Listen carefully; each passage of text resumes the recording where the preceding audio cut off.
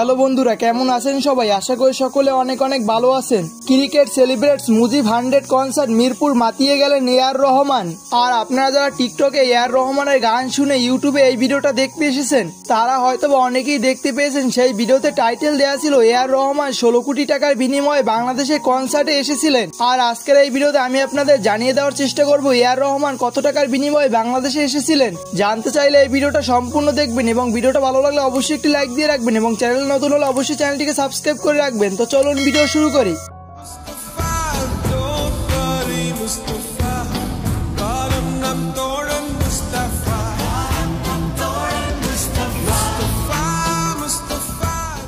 আর আমরা যারা বর্তমান সময় এআর রহমানকে চিনি, তার নাম এক সময় ছিল দিলীপ কুমার। আর আমার একটি ইচ্ছে আছে দিলীপ কুমার থেকে কি করে হলেন এআর রহমান আপনাদের মাঝে একটি ভিডিওর মাধ্যমে জানানোর। আর আপনারা যদি জানতে আগ্রহী হন তাহলে কমেন্ট করে জানিয়ে দিতে পারেন।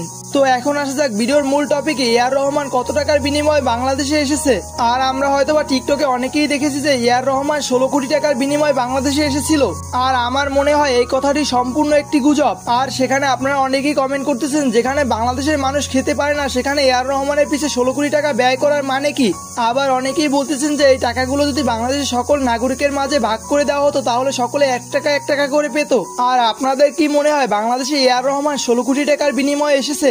আর আমার মনে হয় না যে এআর রহমান 16 কোটি টাকার বিনিময়ে বাংলাদেশে এসেছেন। আর আপনারা হয়তোবা অনেকেই জানেন ইন্ডিয়ার টপ 10 সিঙ্গারের মধ্যে এআর রহমান একজন। তাই আমার মনে হয় না যে 16 কোটি টাকার বিনিময়ে এআর রহমান বাংলাদেশে এসেছেন। আমার মনে হয় এর থেকেও আরো বেশি টাকার বিনিময়ে বাংলাদেশে এসেছেন এআর রহমান।